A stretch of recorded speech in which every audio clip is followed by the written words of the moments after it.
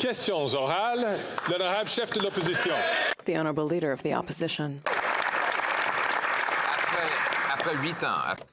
After 8 long years, this Prime Minister isn't worth the cost of mortgages.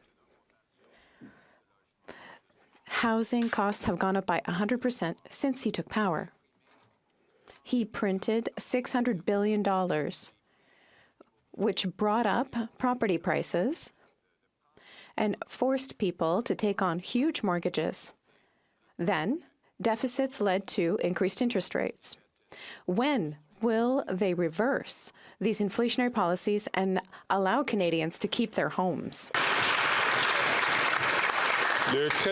The Right Honourable Prime Minister. Thank you, Mr. Speaker. The austerity preached by the Leader of the Opposition isn't going to help anyone access housing. That's why we're taking bold measures to build more housing, more affordable housing, and building it faster. We're working directly with municipalities all over the country to find ambitious solutions that meet communities' needs to solve the housing problems they're facing. We also have a Housing Accelerator Fund in London and Vaughan and Hamilton, and we just signed a deal with Quebec. We'll continue to be there to help people. The Honourable Leader of the Opposition. After 8 years of this incompetent Prime Minister, Canadians are already experiencing austerity, whereas the government is living in abundance. And it's not worth the cost. I met a worker at the C-SPAN worksite who bought a normal house in Vancouver, but because of increased interest rates, they're paying over $7,000 for the mortgage, and $4,000 of that is interest. Will the Prime Minister finally put an end to their inflationary policies so that this worker can keep their house? The Right Honourable Prime Minister. What the Leader of the Opposition does not seem to understand, Mr. Speaker, is that the cuts they're proposing won't help those workers, won't help Canadians. We're in favour of helping Canadians with investments and agreements with municipalities to create more housing while ensuring that we keep the deficit as low as possible in the G7. We have the best GDP to debt ratio, and we've kept our AAA credit rating. Canadians are entitled to know if the Leader of the Opposition wants to cut, and if he does, is he going to cut daycare? Is he going to, where else is he going to cut? Because those are programs that he's campaigned against. The Honourable Leader of the Opposition. Long, miserable years. This Prime Minister is not worth the cost. He massively increased the money supply by $600 billion, inflating housing costs by over 100%.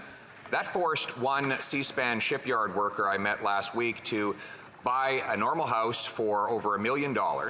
And now interest rates have gone up because of inflationary deficits, something the Prime Minister promised would not happen, and he's forced to pay $7,500 a month on his mortgage while supporting his 3 kids. Will the Prime Minister reverse his inflationary spending so that this gentleman and his wife and 3 kids can afford to keep their home?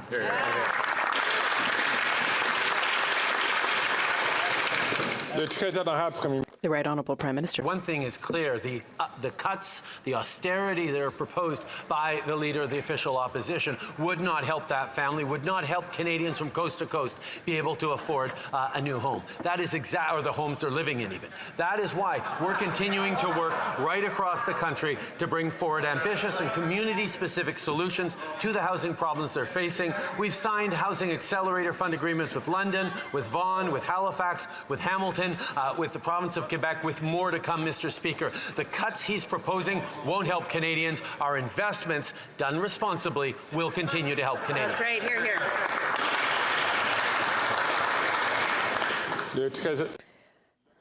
The Honourable Leader of the Opposition. Middle-class shipyard worker paying $7,500 a month on his mortgage is living austerity now. The Prime Minister is talking about is abundance for government and austerity for working class people who must carry him and his overpriced bureaucracy around on their backs. Mr. Speaker, this gentleman has 3 kids to raise in their adolescence, paying for their sports while keeping a roof overhead. How does he expect them to pay $7,500 a month to fund his overpriced interest rates that result from his deficits?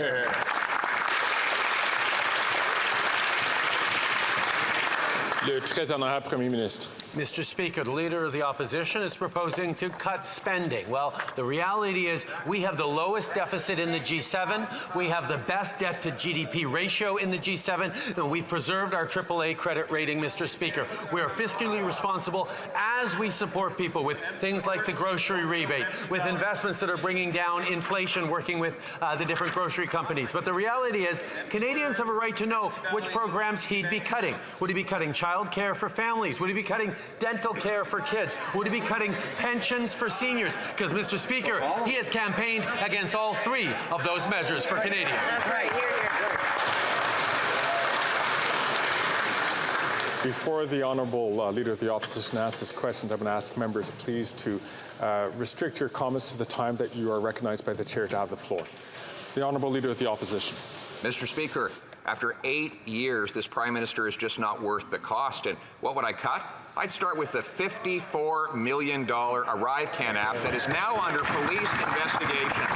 And then I'd get rid of the $35 billion infrastructure bank that pays bonuses but hasn't completed a single infrastructure project, Mr. Speaker. And why don't we throw in the $100 million plus contracts to McKinsey, a company that helped cause the opioid crisis? But speaking of all the waste that he forces on Canadian taxpayers, when it comes to the ArriveCan app, which is now under police investigation, he covered up a previous bad behavior under SNC Lavalin. Will he at least cooperate with the RCMP investigation into the ArriveCan app?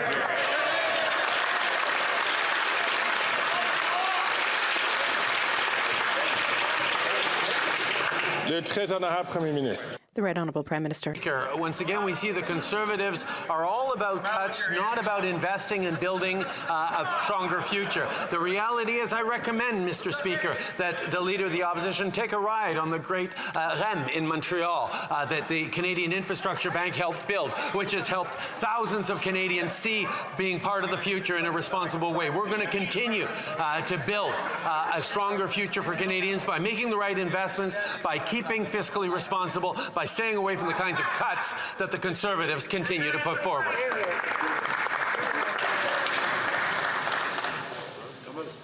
Once again, I'm going to ask colleagues to please restrict your comments to when you are recognized to have the floor. L'honorable député de Belleuil-Chambly. The Honourable Member for Belleuil-Chambly. Yesterday, in a spirit of cooperation, I asked a question, or a few questions of the Deputy Prime Minister that perhaps were unexpected, so the answers weren't satisfactory. So I would ask the Prime Minister this time about the group of 5 countries made up of the United States, Germany, Italy, France, and the UK have given themselves an ability to intervene politically and diplomatically. And Canada is not part of it. Yesterday, I asked the Deputy Minister if the Prime Minister talked to President Biden in order to be added to that list. The Right Honourable Prime Minister. Mr. Speaker, like our colleagues know full well, Canada is working very closely with its allies throughout the world. We were involved in a call with foreign ministers of the G7 this morning in order to make sure that assistance gets into Gaza and that we are there to provide humanitarian assistance. This is a terrible crisis occurring in the region.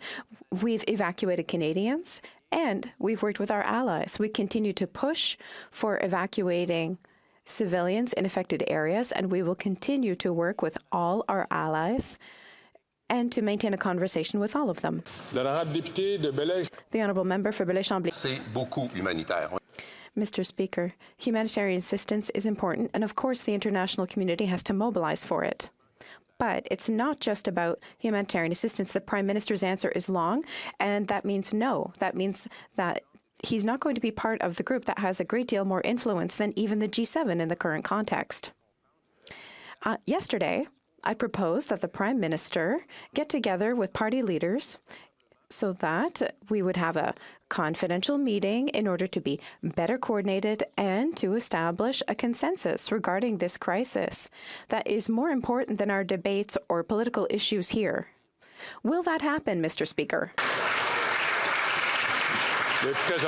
The Right Honourable Prime Minister. Monsieur le Président, c'était effectivement une très bonne... Yes, Mr. Speaker, that was a very good suggestion.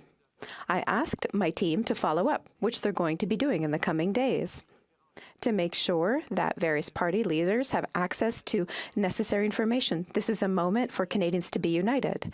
I know that people are worried. Various communities throughout the country are scared for their loved ones. They're also frightened for their children and their communities.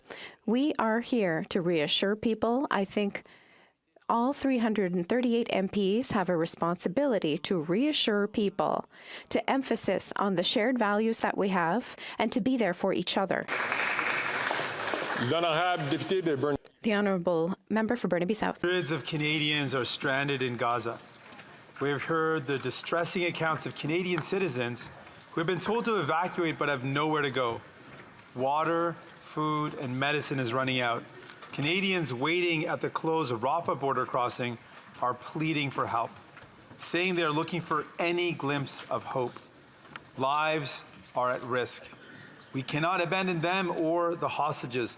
Will the Prime Minister ensure today that all Canadians can safely get out of Gaza?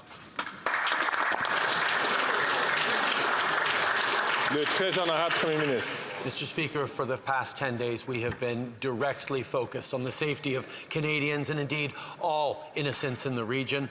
We have effectively airlifted out about over 1,300 people from Tel Aviv. We've seen bus and more buses to come out of the West Bank, and we continue to be extremely concerned about the hundreds of Canadians and their families in Gaza. We're working with the international community. I spoke with President El-Sisi about the Rafah border crossing. I spoke with many allies about that. We are working directly to ensure humanitarian corridors into Gaza and exit for civilians, particularly foreign nationals like Canadians. The Honourable Member for Burnaby South. Nous devons mettre un terme à la mort. We must put an end to death and destruction in Israel and Palestine. We've just found out that it's possible that a hospital was hit in Gaza. New Democrats have asked for hostages' freedom and a ceasefire. Some Liberal MPs have also asked for a ceasefire, but the Prime Minister has not heard these calls. Does the Prime Minister agree that Canada should demand hostages' freedom and a ceasefire? The Right Honourable Prime Minister. Monsieur le Président, nous réclamons la libération des... From the beginning, we've been demanding hostages' freedom. It's a horrible situation. We also call for maintaining international law and provide humanitarian assistance. It's important to help civilians. News regarding the hospital are absolutely terrible and unacceptable. We're going to make sure we can do everything we can in order to ensure that international law is respected, for civilians to be protected, and for hostages to be freed. L'honorable député de Thornhill. Remember the middle class and those working hard to join it. Remember, we'll take on more debt so Canadians don't have to. Remember, the budget will be balanced in 6 years. Those were the promises, and after 8 years, there's no talk of the middle class anymore because they're underwater from Liberal NDP spending sprees, and now the budget will be balanced in the year never. So has the Finance Minister completely lost control of the books, or is there a new promise this week about when she will actually stop the inflationary spending so that Canadians don't lose their houses? Then I have Secrétaire parlementaire. The Honourable Parliamentary Secretary. Mr. Speaker, I am always happy to work for the middle class. We are always happy as a government to continue supporting the middle class. The Conservatives on 2 occasions voted against a tax break for the middle class.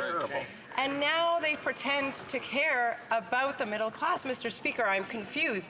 You see, we have legislation on the floor of this House that is going to stabilize grocery prices and that is going to help build more homes from coast to coast to coast in this country.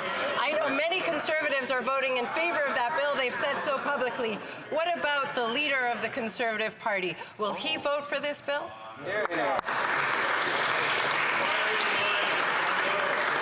Then I have député de Thornhill. Speaker, it's not working. It's been 8 years, and the only thing that Canadians know after 8 years is that the Liberals are not worth the cost. Canadians are struggling, and the Liberals are continuing their ballooning deficits that drive up inflation. Even the Liberals are saying that deficits increase interest rates. So will the Finance Minister finally confirm for Canadians that she will balance the budget in a specific year so that interest rates can come down and that Canadians can keep their homes?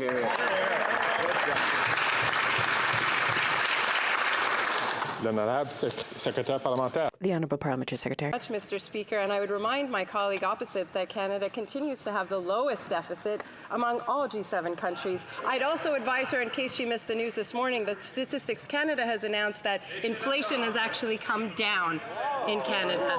And, Mr. Speaker, that is because our plan is working. But we know that Canadians still need support, which is why, before this House, at this very moment, we have legislation that will help to reduce grocery store prices for Canadians. Mr. Speaker, why is it that the Conservatives are playing partisan games with the interests of Canadians and of the middle class? Then I have député de Kenora. The Honourable Member for Kenora. 8 years of the NDP Liberal government, the federal deficit is projected to exceed $46 billion this year, according to the independent budget officer. This spending is driving up interest rates and mortgage costs to the point where people are worried that they won't be able to afford it to keep their roof over their head. Mr. Speaker, we know this Prime Minister is not worth the cost, so when will he finally stop his inflationary spending and reduce the deficit so that Canadians can afford to keep their homes?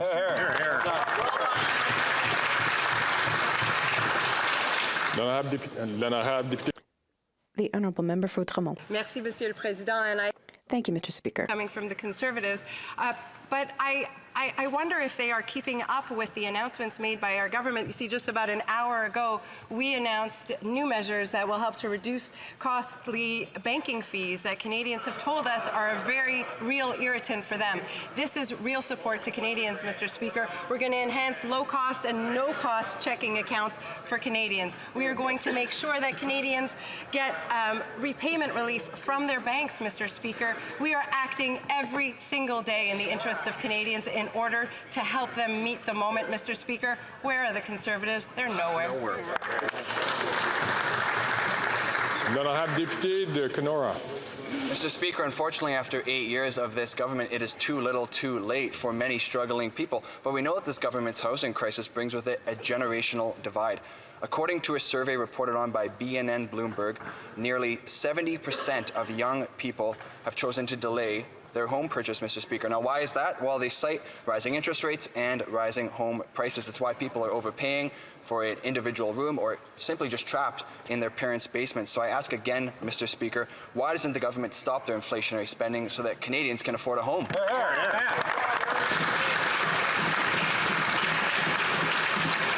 Then I have Secrétaire parlementaire. The Honourable Parliamentary Secretary. An example of recklessness is the Conservative record on housing. $300 million spent when they were in power on housing, less than 100 homes built, Mr. Speaker.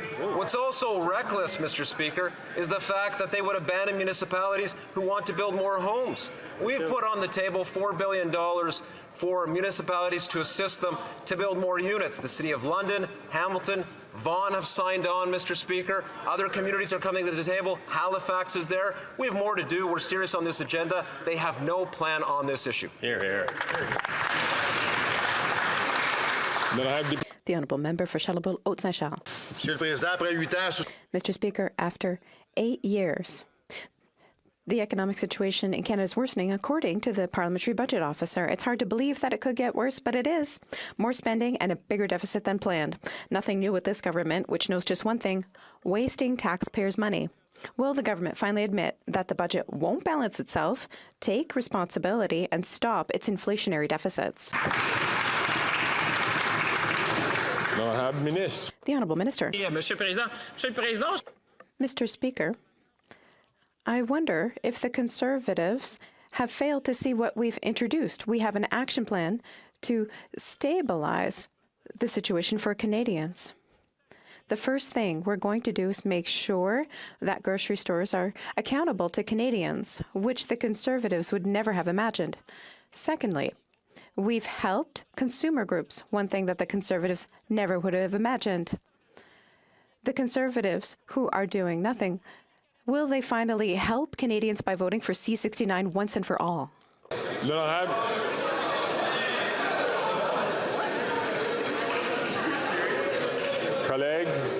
Colleagues.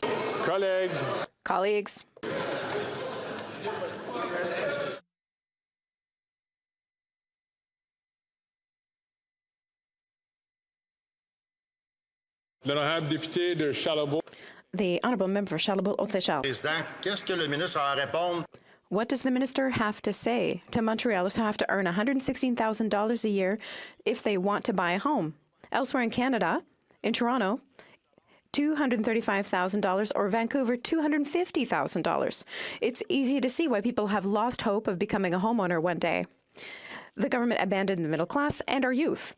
Today's situation's the proof. Will the government commit to ending its inflationary spending so that our young people can one day hope to become a homeowner?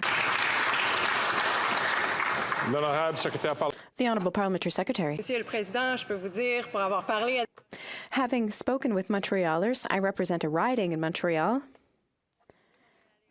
Montrealers are scared that the Conservatives are going to cause us to lose ground. The cuts we can expect from Conservatives, cuts into pensions for our seniors, cuts for families who have young families.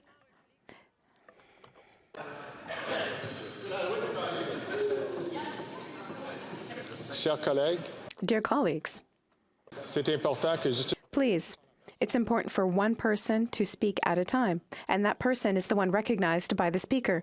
I will ask the Parliamentary Secretary to restart her answer from the top.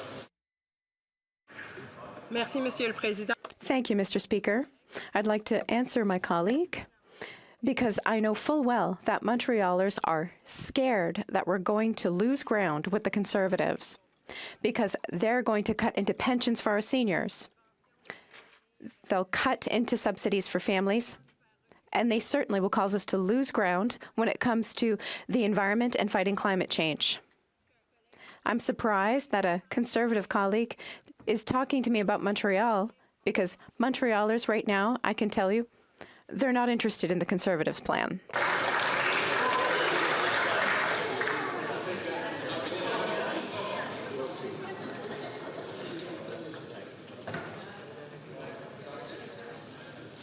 The Honourable Member for Jonquière. Mr. Speaker, the CEO of Suncor said this summer to his shareholders that he's tired of fighting climate change. Oh, poor him. According to him, Suncor is too focused on the energy transition and needs to refocus on selling oil and gas. More oil, more pollution. The federal government gave $83 billion in subsidies over the last two budgets to help oil companies to pollute less. Suncor admits that it doesn't even want to try to pollute less, but they still want taxpayer money. Glutton one day, always a glutton. Sincerely, when's the federal government going to cut public funds for Suncor?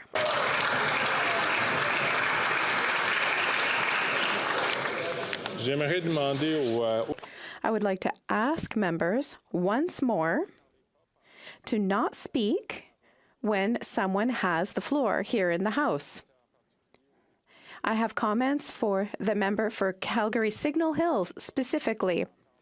I can hear him in the chamber. The Honourable Minister. Thank you, Mr. Speaker. I have good news for my colleague. We've already cut subsidies for oil and gas. We're the first G7 country to do so, and we did it 2 years earlier than our other partners, but we went even further. We've committed to eliminating public funding, which no other G20 country committed to. Thank you. The Honourable Member for Jonquière. Mr. Speaker, the CEO for Suncor doubled down in committee yesterday. According to him, the energy transition is ineffective.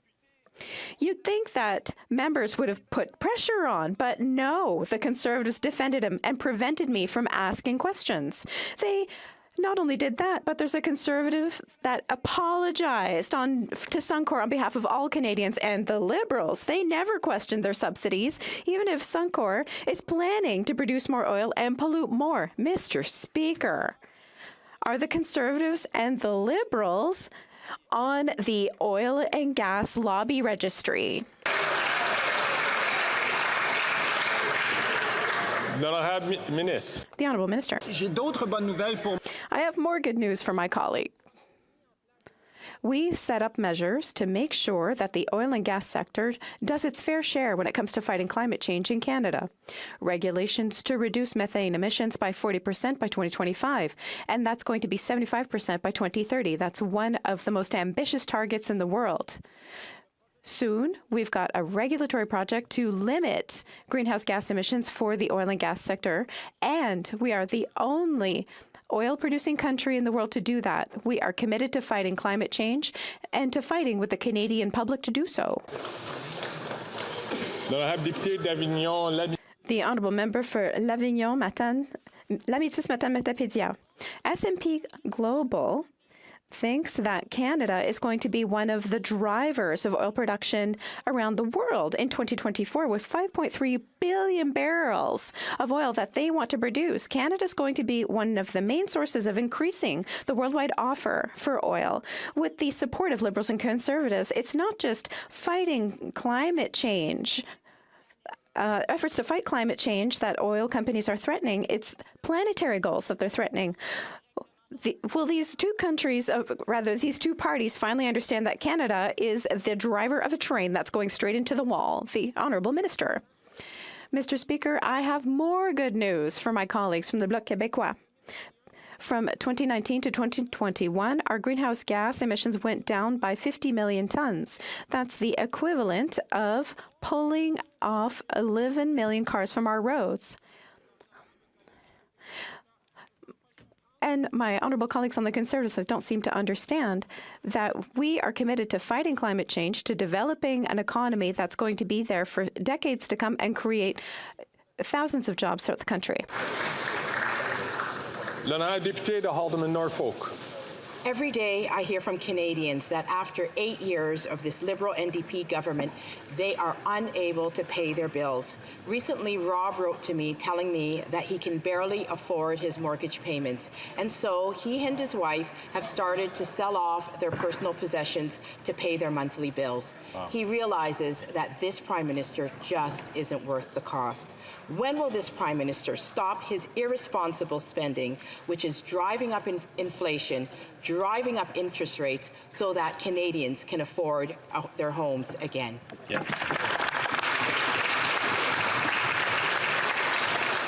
The Honourable Parliamentary Secretary. The housing crisis, as we know, is underpinned ultimately by a crisis in supply or the lack thereof. What this government is doing is partnering with municipalities across the country. For federal dollars, municipalities have the chance to build more. In London, for example, 2,000 more units of housing will be built in exchange for a $74 million investment. What we've done also is put forward Bill C-56, which, if you look at it, it's a serious bill that removes the cost of taxes, of GST specifically, for rental construction. They have nothing to say on that. Here. The Honourable Député de Haldimand-Norfolk. The housing crisis is directly related to the inflationary spending. This inflationary crisis is also impacting on communities all across this country, which are losing volunteers. Specifically, some volunteer firefighters have told me that they are unable to afford their mortgages. So they've stopped volunteering, and they've taken on second and third jobs just to make ends meet. When will this Prime Minister admit that after 8 years of this government, they've failed Canadians and they're just not worth the cost?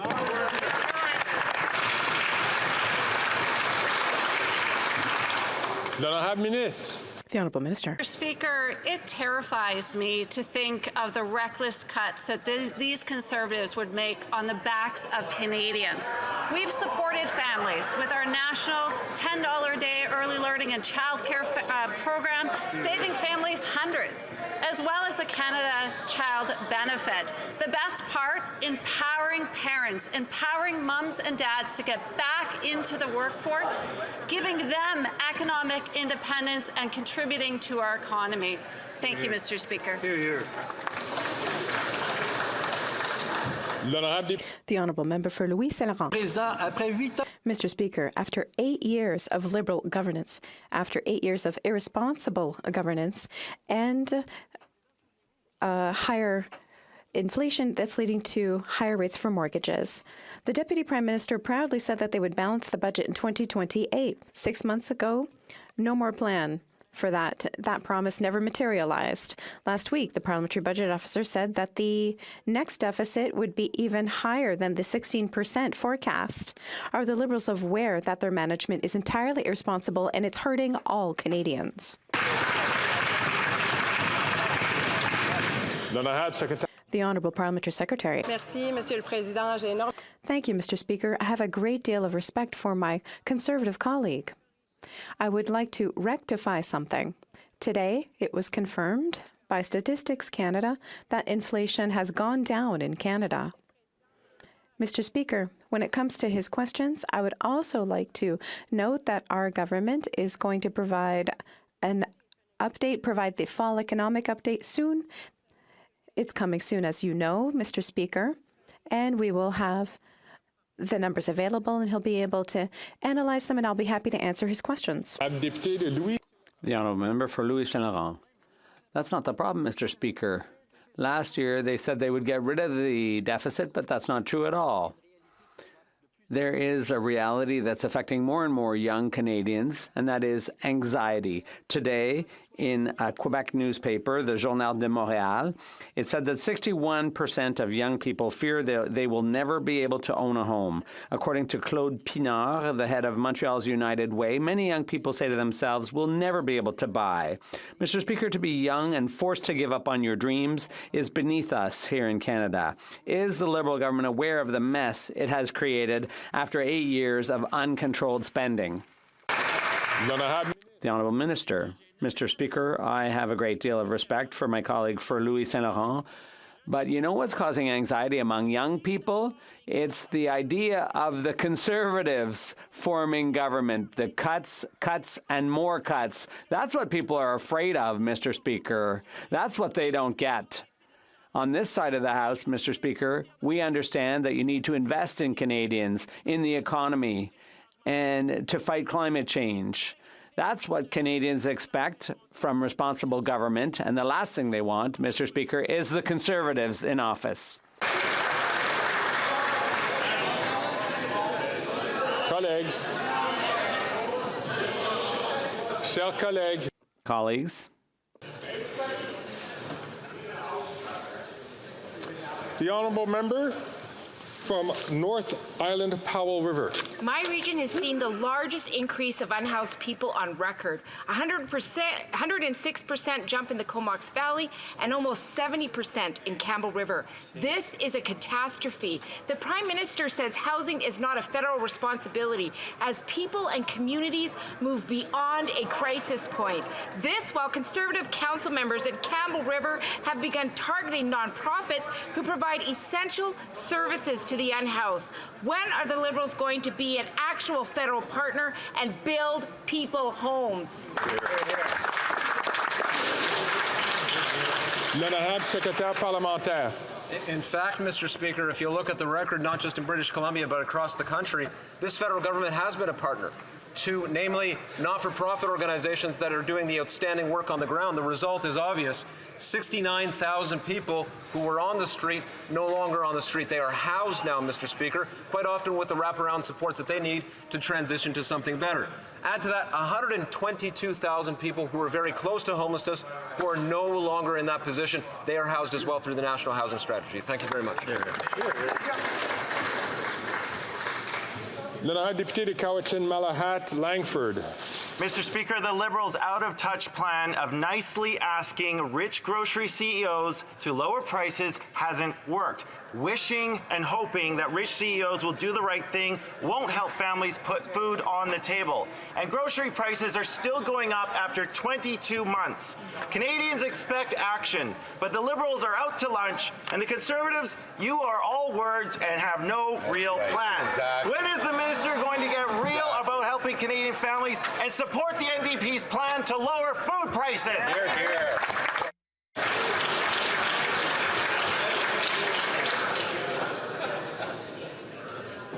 L'honorable ministre. Mr. Speaker, I'd like to thank my colleague for the question. Mr. Speaker, I can assure you there was nothing nice about my meeting with the 5 grocers in Canada, Mr. Speaker. I expressed to them the frustration of 40 million Canadians who are struggling to put food on the table, Mr. Speaker. And I asked them on behalf of all the Canadians to do their part to stabilize prices in Canada. Mr. Speaker, if all the members of Parliament want to do something to help Canadians, vote for C-56. That is that simple, Mr. Speaker. More competition, lower consolidation, and more food on the table for Canadians.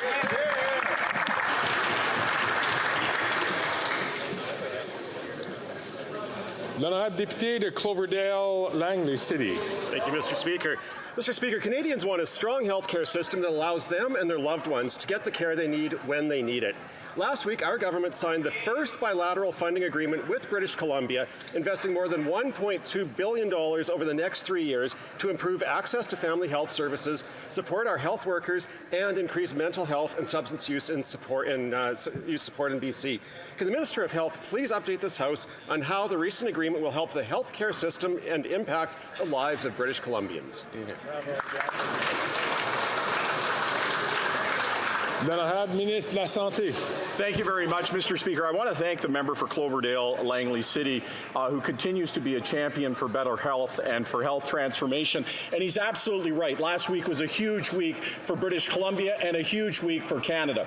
And we saw the investment, yes, of $1.2 billion in collaboration over the next 3 years, but it's part of a 10-year plan to help transform healthcare in BC and indeed across the country. It's going to mean reducing wait times. It's going to mean increasing support for healthcare workers. It's going to mean more support for mental health and substance abuse. It's also going to mean that people in BC can see in indicators exactly how their health system is getting better.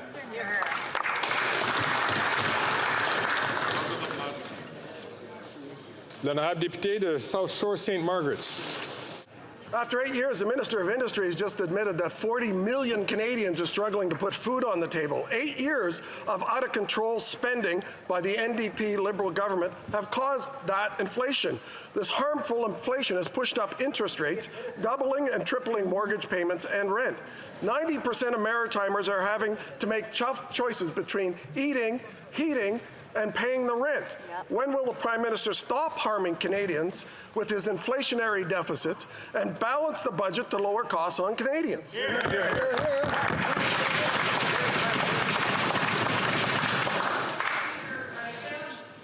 L'honorable ministre. Mr. Speaker, down east in Atlantic Canada, we've got a saying, it's called Tory times or hard times.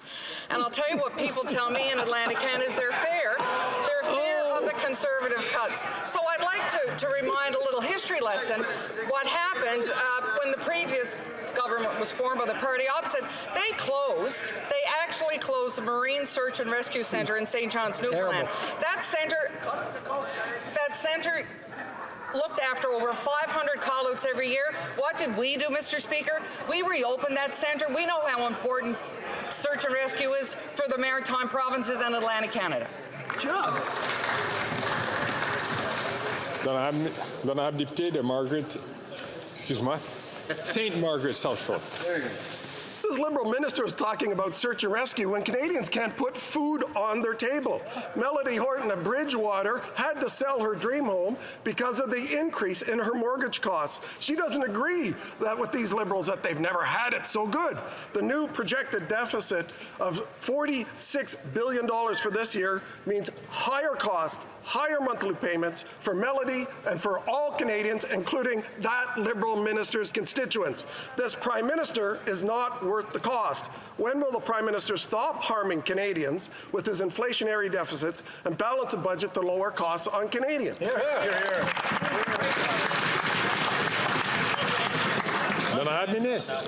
Thank you very much, Mr. Speaker. Mr. Speaker, what can we expect from the Conservative Party of Canada? Cuts, cuts, and more cuts. Being the minister responsible for Veterans Affairs, Mr. Speaker, when they were in power, they slashed our employees by 1,000. They cut 9 Veterans Affairs offices and 1 in Quarterbrook, Newfoundland. When we formed government, that was the first office that we opened, Mr. Speaker, because we recognize that our veterans need the help and they need the support, and we will be there for them. Hear, hear. Chop, chop. Central Nova, Notre Dame. Mr. Speaker, seniors like Ford Snow of Gander are finding out after 8 years that this Prime Minister and his Liberal NDP coalition are not worth the cost. Reckless inflationary deficits have driven up interest rates, forcing landlords to raise their rents. They've had no choice. Ford's rent's gone up by 22% in a year. He's left with not a nickel to spare. Will the Prime Minister stop his inflationary spending to reduce interest rates, to give renters like Ford a break on their rent?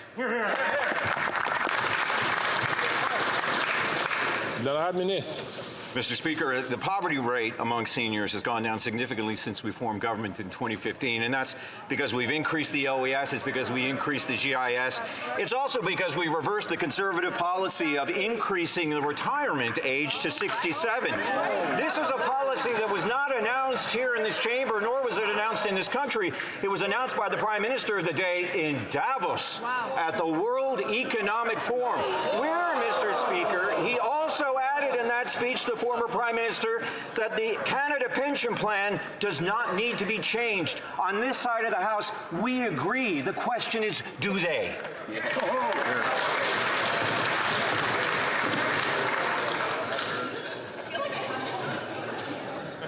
Seamus, what's going on in the Scotland?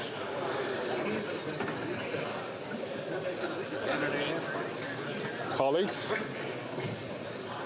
the député de Portneuf. The honourable member for Portneuf-Jacques-Cartier. Mr. Speaker, Quebecers are getting anxious about their debt levels. Young people fear they'll never be able to own their own home. That's what a Quebec newspaper said this morning. After 8 years of this Liberal government, with the complicity of the Bloc, our young people are pessimistic about the future. They see that a vote for the Bloc or Liberals will cost them. What new steps will be taken now to help our young people realize their dream of home ownership? À la propriété. Excellent.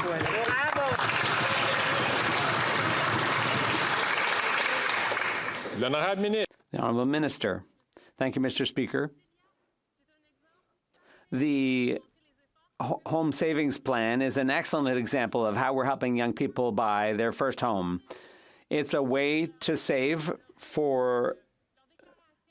on your tax return and to have a bigger down payment for your first home purchase. Thank you, Mr. Speaker. The honourable member for Drummond. Mr. Speaker, there's a lot of talk about CBC management these days, and never for the right reasons. The N-word controversy, the podcast that was translated in Paris because the Quebec accent doesn't apparently travel well, and now they send a memo to their journalists reminding them not to refer to Hamas as terrorist. We know that Hamas's heinous attacks are terrorism. Journalists know it. They know how and when to use words, even the most sensitive ones. Will the minister remind CBC management that newsrooms must remain free of political and ideological influence?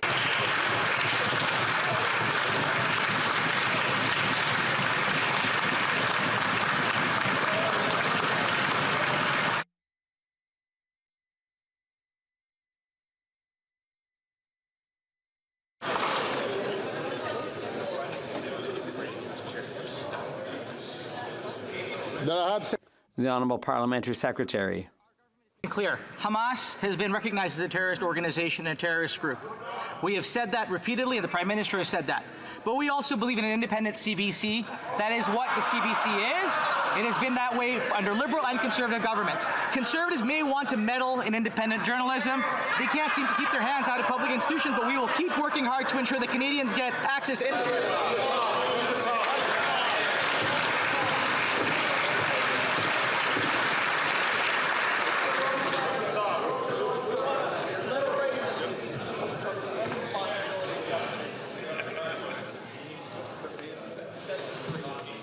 Colleagues, I frankly could not hear the answer of the member.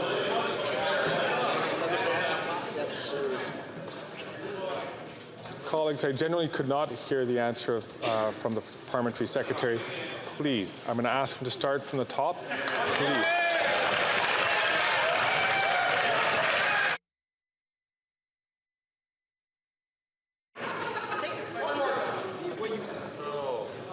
Colleagues, please, I do ask you so that we could have good decorum in this House. The Honourable Parliamentary Secretary. Thank you, Mr. Speaker. Our government has made it clear Hamas is a terrorist organization. We have said that. The Prime Minister said that. And we will keep saying that. But we will also keep on this side of the House working for an independent CBC that is well funded to do the good work of Canadians in providing quality journalism. This is, on this side of the House, a priority for us, as it is a priority for all Canadians. And if Conservatives have a challenge or others have a challenge with the CBC, they are welcome to write to the Ombudsman.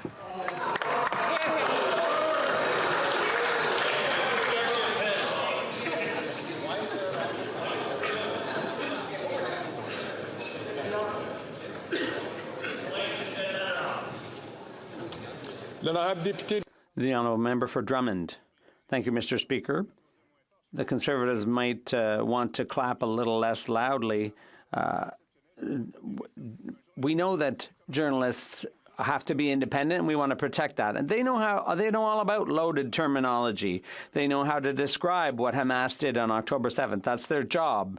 But for management to issue a directive is something else entirely. It borders on censorship. CBC management are themselves muzzling the press, and they're taking a position that enters into the political debate, which isn't their role.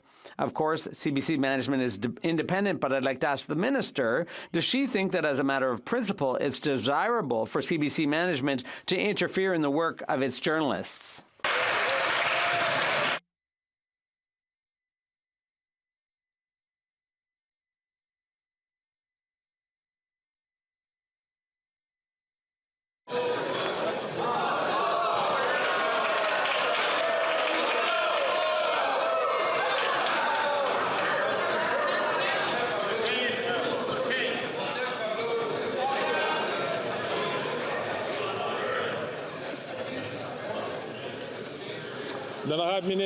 The Honourable Minister. Mr. Speaker, we've always been clear.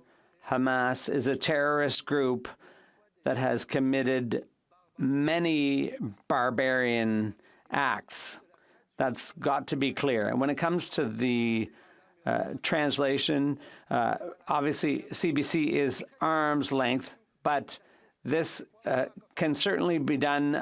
We can do a good enough job without having things translated in Paris when it comes to the arts.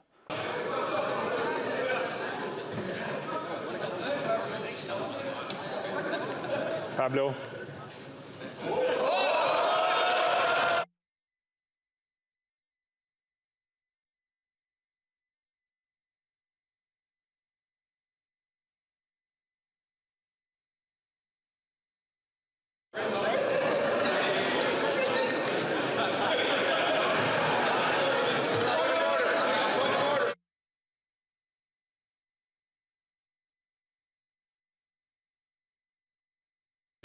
The question from the Honourable Member from Hastings, Lennox and Addington.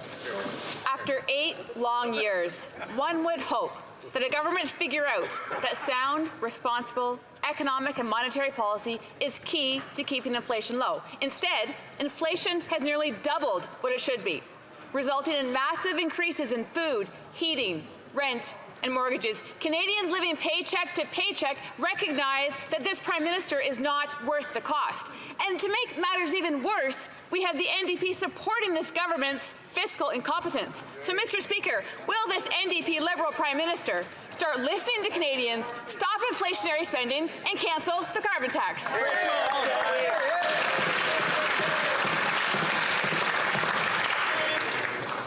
L'honorable ministre. Speaker, I'd like to thank the colleague for the question, but I'm really surprised that she's not talking about the historic investment that was done in her riding yesterday, Mr. Speaker. Umicore invested $3 billion, Mr. Speaker, in her riding, creating 600 jobs, Mr. Speaker, for young people to stay in her riding, Mr. Speaker. We are building the economy of the future. We are investing in electric vehicles. Mr. Speaker, she should be rejoicing that we're making smart investment to create growth in this country.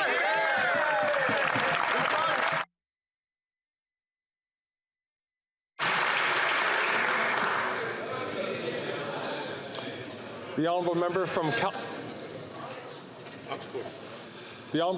Calgary Heritage. Grocery inflation up this year over $1,100 for families. Emissions up 2.1%, making Canada 58th out of 63 in its commitments.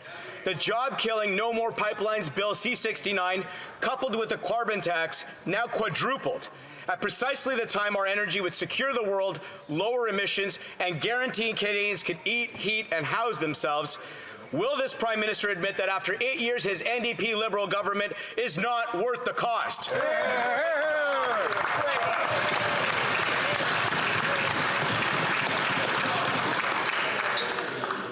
L'honorable ministre.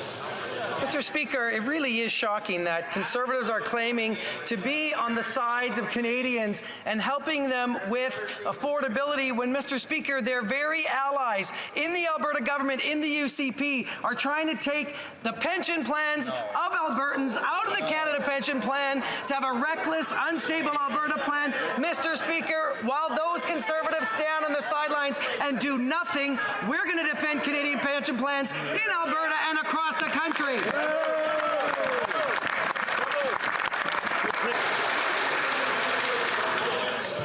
at the doors, Randy, with that. You guys can come third.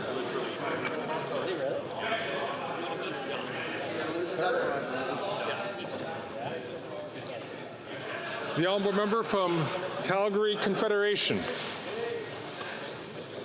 The Supreme Court has verified what Conservatives have been saying for a long time, and that is that this Liberal government is out of line, out of step, and out of touch when it comes to respecting provincial jurisdiction.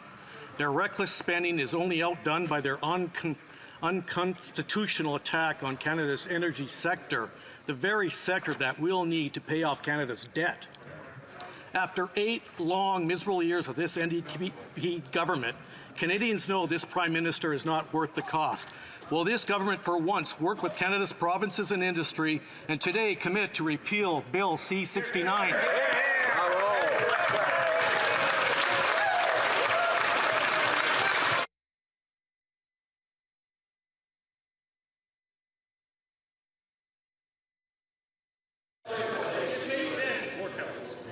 The honourable minister. Thank you, Mr. Speaker. You know, one of the very sorry things about the conversation that goes on coming from that side of the House is the complete rejection of the need to ensure we have a sustainable environment going forward. That the price of entry in terms of actually building a strong economy means actually having a view about environmental sustainability. When that party was in power, they gutted the environmental assessment process. They destroyed the faith that Canadians had that we were protecting the environment and we were respecting Indigenous rights. We have put in place better rules. We certainly respect the decision of the court, and we will be making the appropriate amendments to ensure the environment is protected and the economy moves forward. You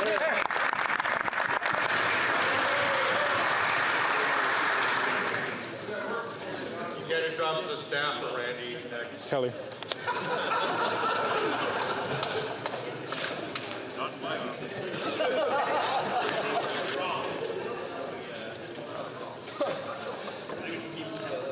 L'honorable député de Saint-Léonard-Saint-Michel.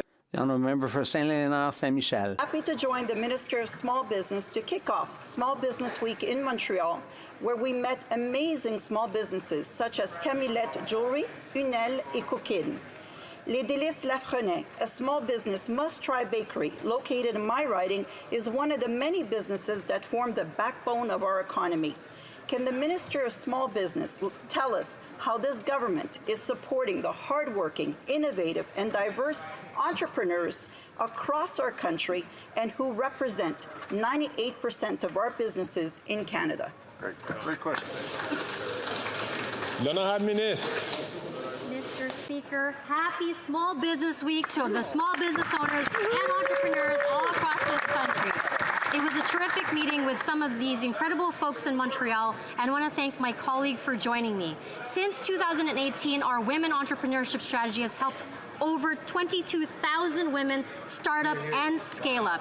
Yesterday, I announced a nearly $3 million investment for l'École des entrepreneurs de Québec to support close to 2,000 women entrepreneurs in Quebec and across Canada. Despite the Conservatives voting against this program and others like it, we will always support Canada's incredible women and minority-owned business. Thank you, Mr. Speaker. L'honorable député de Leeds, Grenville, Thousand Islands, and Rideau Lakes. Media reports reveal the RCMP couldn't pursue their criminal investigation against this Prime Minister and his SNC-Lavalin scandal because he was hiding secret documents from the federal police. If any other Canadian hid documents from the RCMP, they'd end up in jail. But after 8 years of this Liberal NDP government, this Prime Minister thinks that he's above the law, and Canadians know that he's not worth the cost. So what are the documents that are so damning that this Prime Minister is hiding them from the RCMP, and why are the NDP trying to help them get off the hook?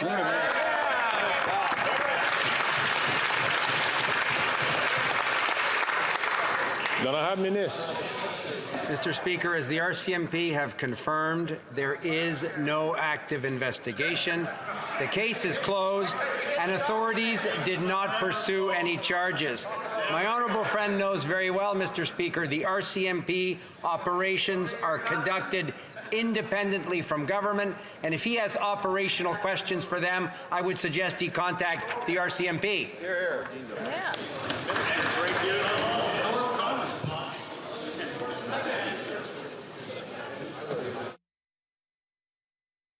L'honorable député de Sherwood Park, Fort Saskatchewan. Mr. Speaker, the Iranian regime supports Hamas and is responsible for death and destruction throughout the world. Yesterday, I asked the House to support my bill, C-350, to list Iran's IRGC as a terrorist organization and therefore to shut down their operations in Canada. But Liberals refused. After 8 years, why are Liberals still refusing to hold this regime accountable? And why are they continuing to allow the IRGC to operate here in Canada? Here, here.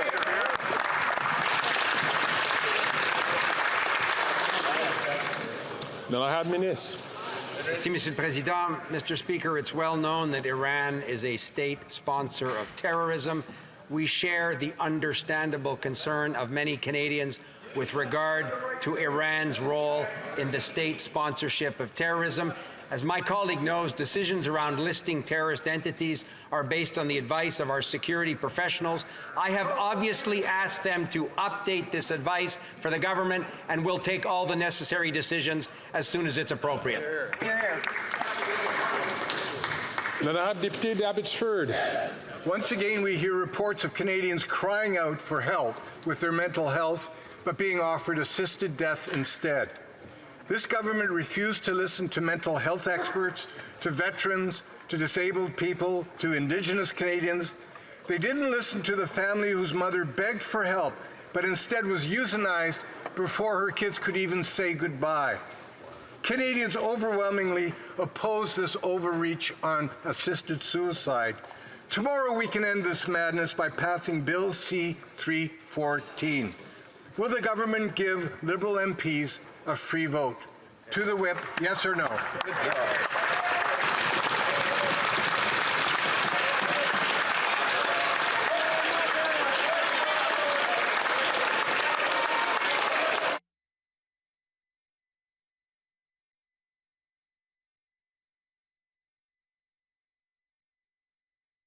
James. L'honorable ministre. Merci, Monsieur le Président. The mental health of Canadians is a fundamental priority for me and everyone in this chamber. The issue about MAID is a deeply personal and complex choice. It involves a balancing of protecting the vulnerable as well as the autonomy and freedom of choice of individuals. Those decisions need always to be made commensurate with the Charter protections that exist. This is why we need to be vigilant in terms of ensuring our decisions are informed by evidence and expertise. Our government is moving to restrike the Joint Committee of Parliamentarians to deliver that expertise and that advice. I hope the official opposition can support us in that endeavour.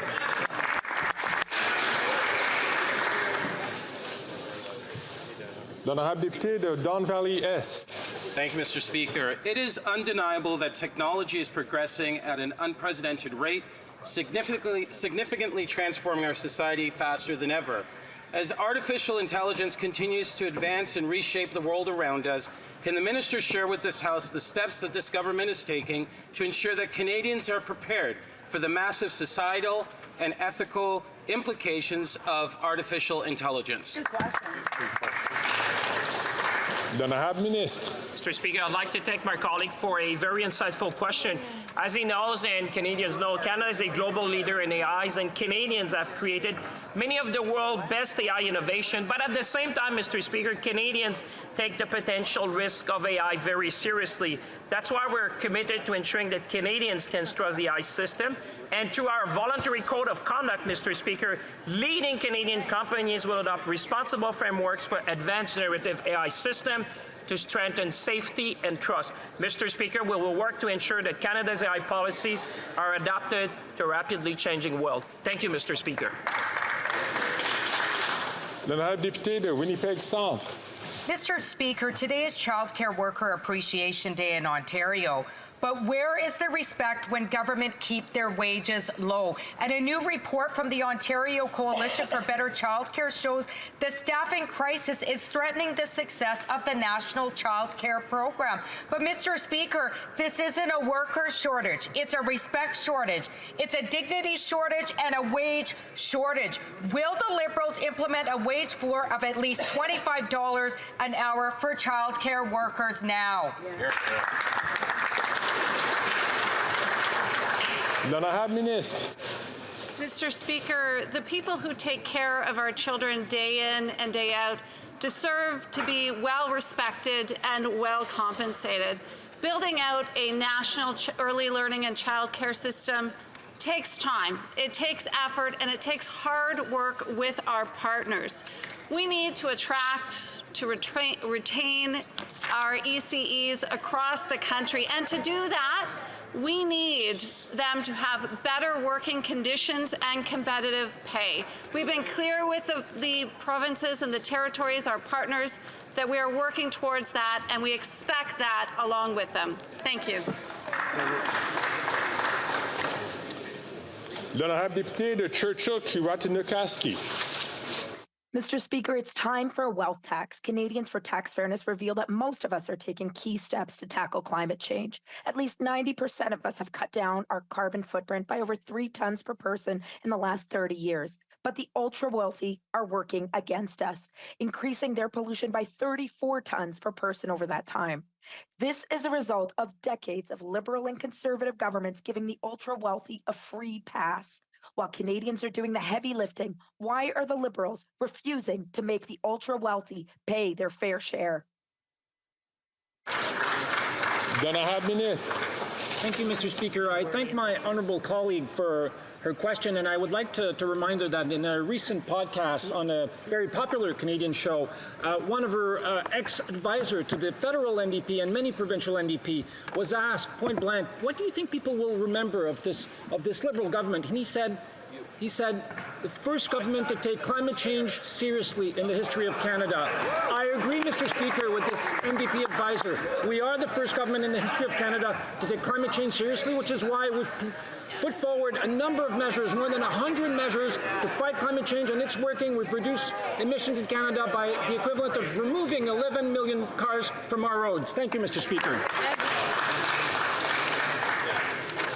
And that is the end of question period today. Comme il est 15h25.